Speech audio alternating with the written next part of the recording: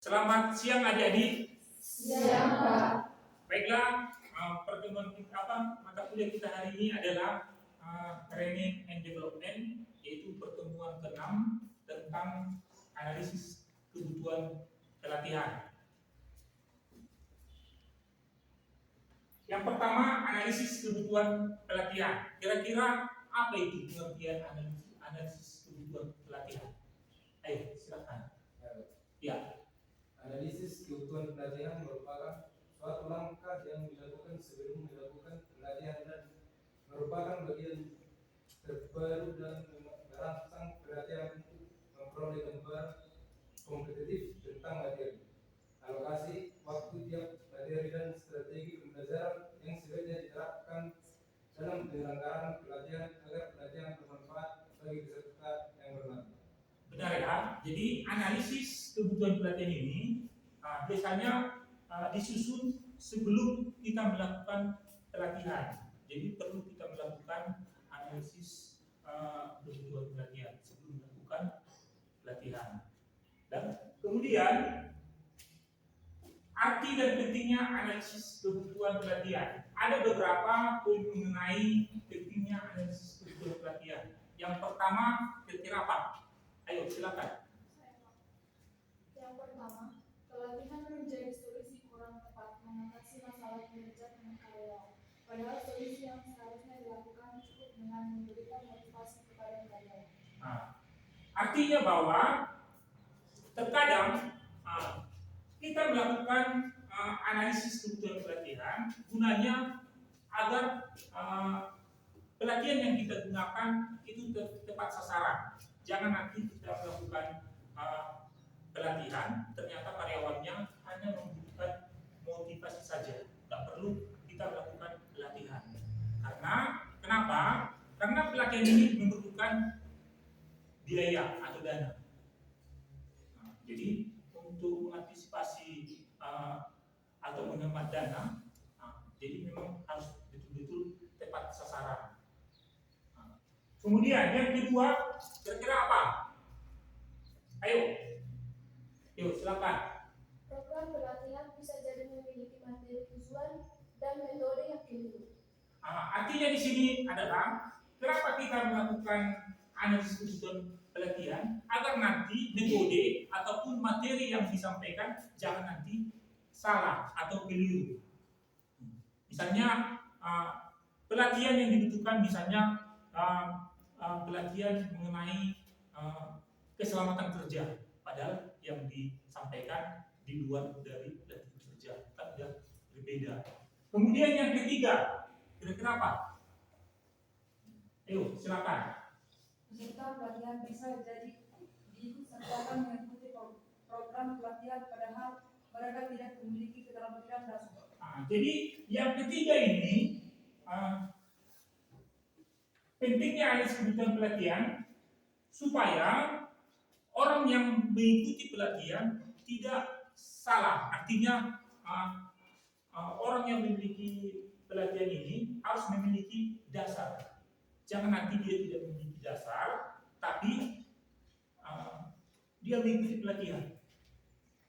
Dia paham dulu apa dasar yang mau dilatih. Itu gunanya. Dan kemudian yang keempat, ayo. Pelatihan tidak menyampaikan pembelajaran yang diharapkan. Artinya bahwa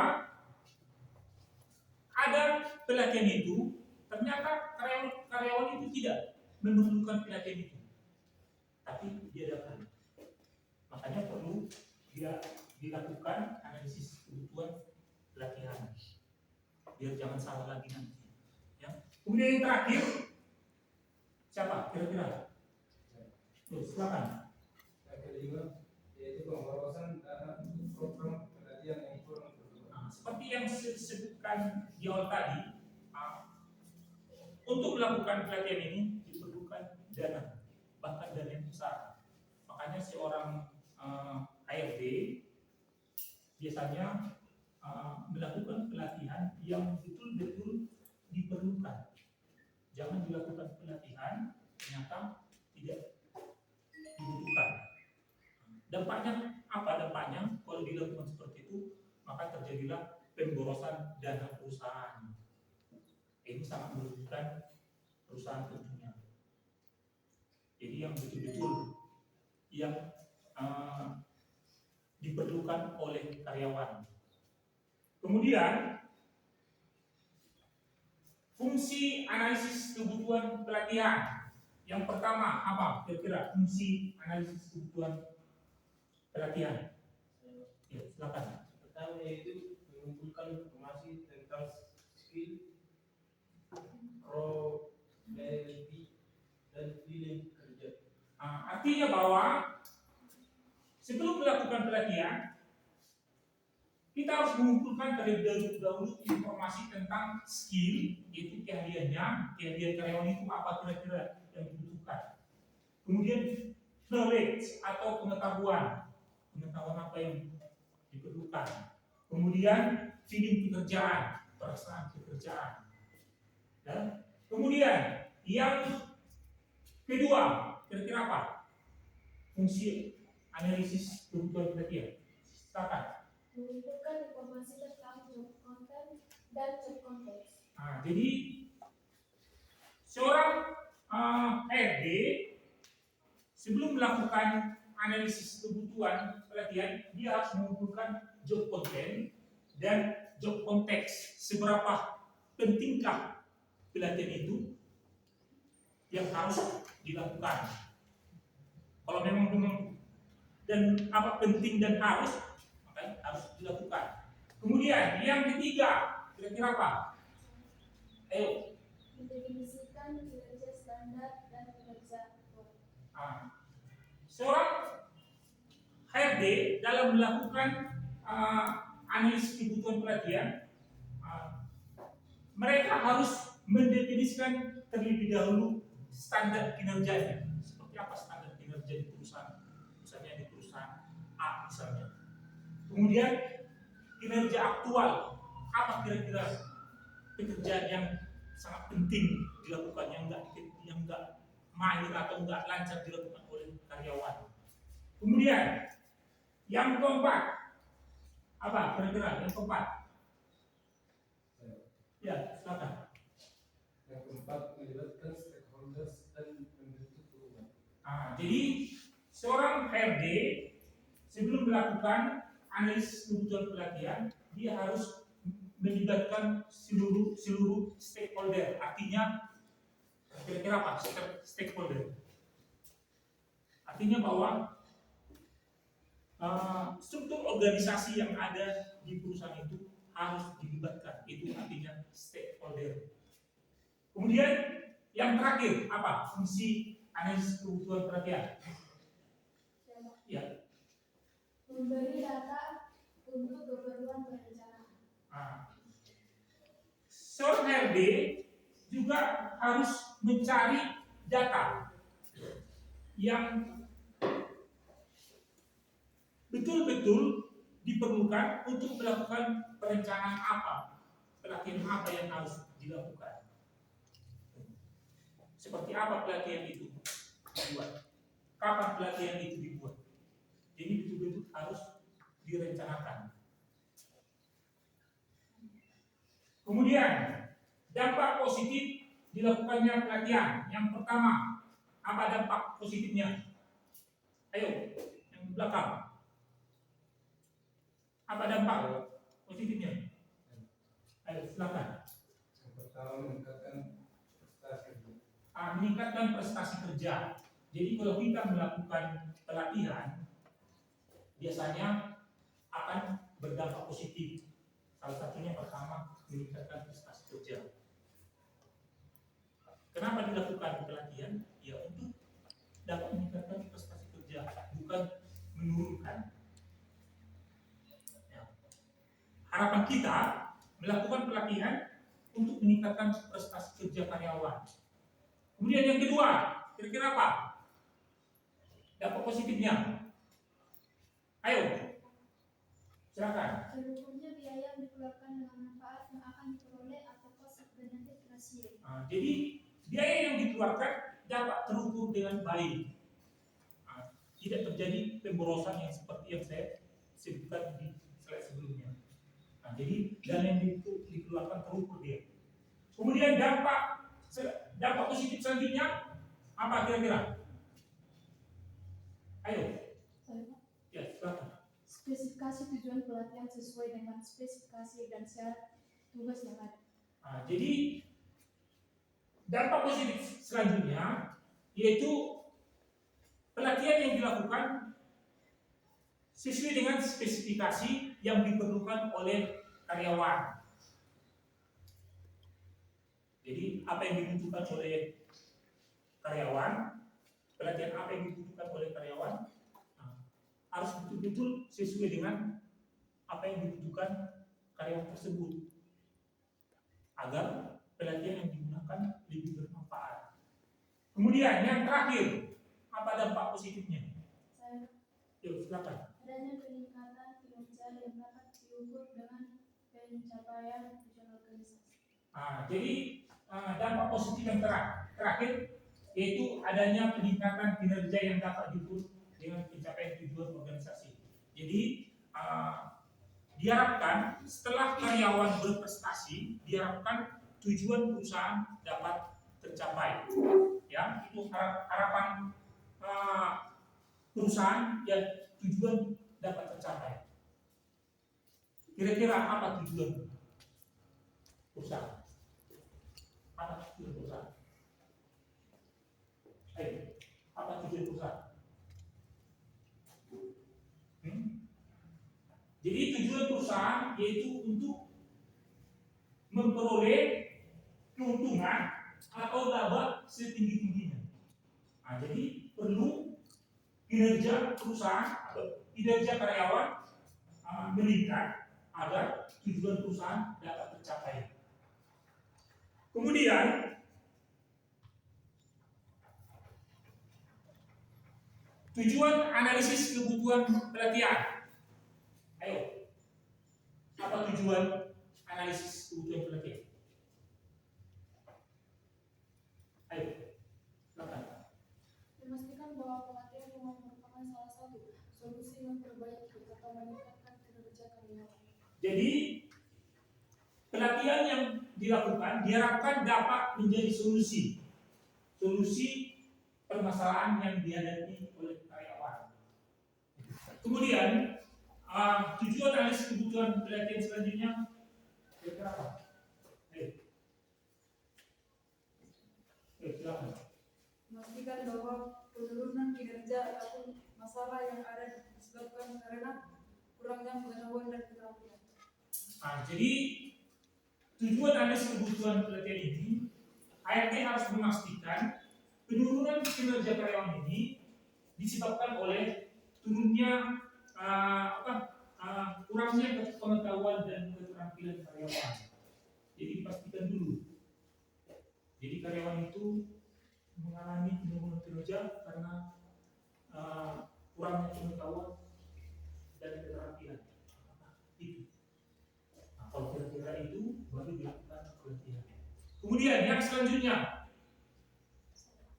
ya silakan. Begitu untuk ruginya melakukan pelatihan.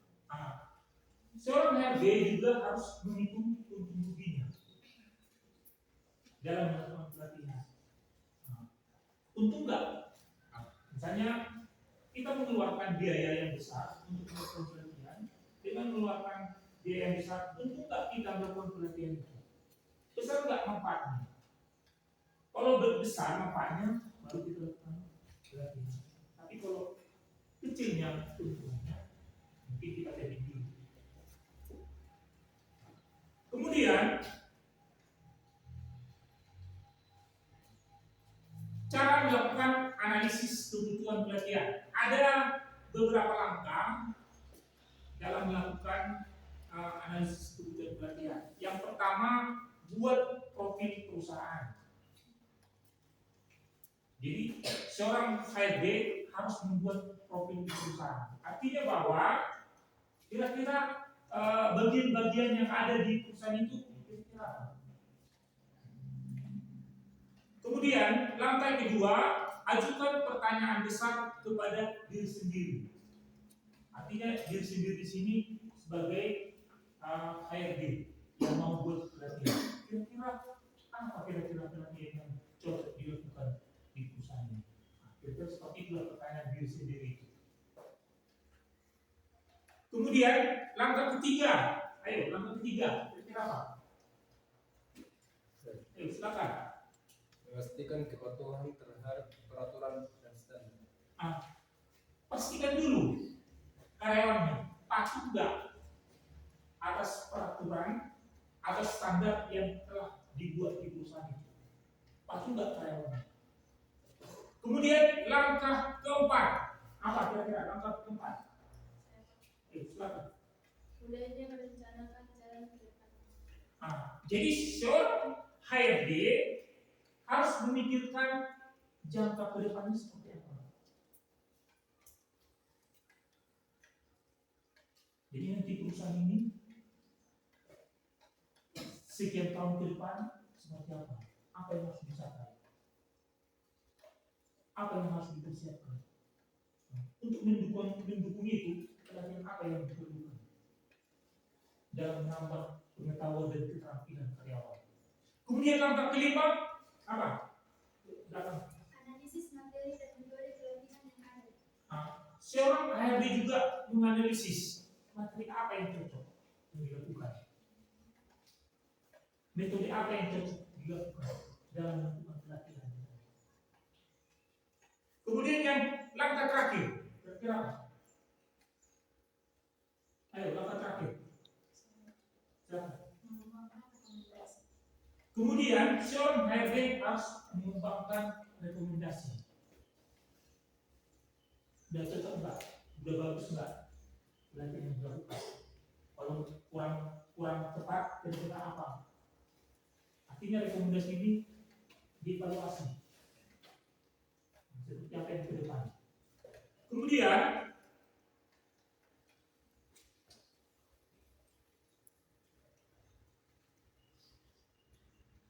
tipe analisis kebutuhan pelatihan. Analisis kebutuhan pelatihan ini ada 3. Pertama, analisis organisasional. Apa kira-kira? Analisis organisasional. Ayo, apa? Yang belakang. Menentukan di mana pelatihan ini dibutuhkan dalam perusahaan agar sejalan dengan tujuan bisnis peserta. Artinya bahwa analisis organisasional ini maksudnya semua yang ada di organisasi itu memerlukan pelatihan ini. Kemudian yang kedua, analisis operasional. Apa kira-kira analisis operasional? Operasional atau operasi sama. Apa? Ayo. Analisis operasional pelatihan, penguraian tugas tanggung jawab, standar kinerja, serta pengetahuan dan jabatan pekerja untuk merancang materi pelatihan yang tepat sasaran. Jadi analisis operasional ini, jadi pelatihan ini digunakan untuk menunjang kegiatan operasi perusahaan. Kira-kira pelatihan apa untuk menunjang operasional perusahaan. Kemudian yang terakhir, analisis individu. Biasanya analisis individu ini terjadi di antara diri karyawan masing-masing. Jadi pelatihan apa yang dibutuhkan di dalam diri karyawan masing-masing. Kami juga individu pribadi. Dan kemudian langkah-langkah analisis kebutuhan pelatihan. Langkah pertama, mengidentifikasi tujuan organisasi. Jadi identifikasi dulu apa tujuan organisasi. Kemudian apa kira-kira sudah dapat tujuan, kira-kira apa juga keterampilan atau pengetahuan yang dibutuhkan untuk mencapai tujuan perusahaan tersebut. Kemudian langkah kedua, menunjuk koordinator pelatihan. Jadi kalau pada saat pelatihan dilakukan, ditunjuklah siapa koordinatornya. untuk mengawasi atau memantau dalam melakukan pelatihan pembelajaran. Jangan nanti karena nggak ada koordinator maka pelatihannya nggak serius dilakukan. Jadi harus betul-betul diawasi. Kemudian langkah ketiga, mengumpulkan informasi tentang keterampilan dan kemampuan karyawan apa yang diperlukan. Ini juga sudah kita jelaskan di slide sebelumnya. Kira-kira keterampilan atau pengetahuan apa yang dibutuhkan oleh karyawan. Kemudian langkah keempat, menganalisis informasi tentang keterampilan dan kemampuan karyawan yang harus dicapai untuk saat ini dan masa depan. Jadi keterampilan dan kemampuan apa yang dibutuhkan oleh karyawan saat ini dan masa yang akan datang. Jadi itu harus dipikirkan orang HRD. Kemudian langkah terakhir, mengidentifikasikan kesenjangan antara situasi saat ini dan apa yang akan diperlukan. Jadi perlu diantisipasi terjadinya kesenjangan keterampilan atau kemampuan antar karyawan. Jadi harus sama-sama memiliki keterampilan atau sama-sama memahami pekerjaan yang dilakukan. Jangan nanti satu yang bisa, satu nggak tahu mengerjakan apa. Jadi harus saling. Tidak ada kesenjangan, tidak ada gap di antara karyawan dalam masalah pengetahuan dan keterampilan di dalam karyawan di dalam perusahaan tersebut. Kemudian metode untuk menganalisis kebutuhan pelatihan karyawan. Ada beberapa metode dalam menganalisis kebutuhan pelatihan karyawan. Yang pertama yaitu survei. Kira-kira apa itu survei? Apa survei? Silakan. Survei adalah metode pengumpulan data dengan memberikan pertanyaan atau kuesioner kepada sejumlah responden untuk memperoleh informasi atau pendapat. Jadi survei ini kita memberikan kuesioner kepada karyawan untuk diisi. Dan biasanya kalau survei bisa dilakukan secara online. Kemudian metode selanjutnya wawancara. Apa itu wawancara? Silakan. Wawancara mengumpulkan informasi secara langsung melalui tanya jawab dengan individu agar memperoleh data yang lebih mendalam. Nah, biasanya wawancara dilakukan tanya jawab. Kira-kira kebutuhan pelatihan apa yang dibutuhkan oleh karyawan? Nah, ditanya satu-satu karyawan. Apa kira-kira yang dibutuhkan? Nah, dilakukan wawancara satu persatu karyawan di perusahaan tersebut. Kemudian evaluasi kinerja. Apa evaluasi kinerja? Ayo. Evaluasi kinerja, proses sistematis untuk menilai dan mengukur hasil kerja, kemampuan, serta pencapaian seseorang atau suatu organisasi dalam periode tertentu berdasarkan standar atau tujuan yang telah ditetapkan. Jadi artinya bahwa evaluasi kinerja, jadi kinerja karyawan itu dievaluasi. Mana kira-kira yang tercapai, mana kira-kira yang tidak tercapai, mana kira-kira yang nggak paham, nggak bisa, itu dievaluasi. Mana kira-kira kurang bisa, mana yang bisa, itulah dievaluasi. Kalau misalnya kinerjanya nggak tercapai, perlu nggak dilakukan pelatihan? Kalau perlu melakukan pelatihan,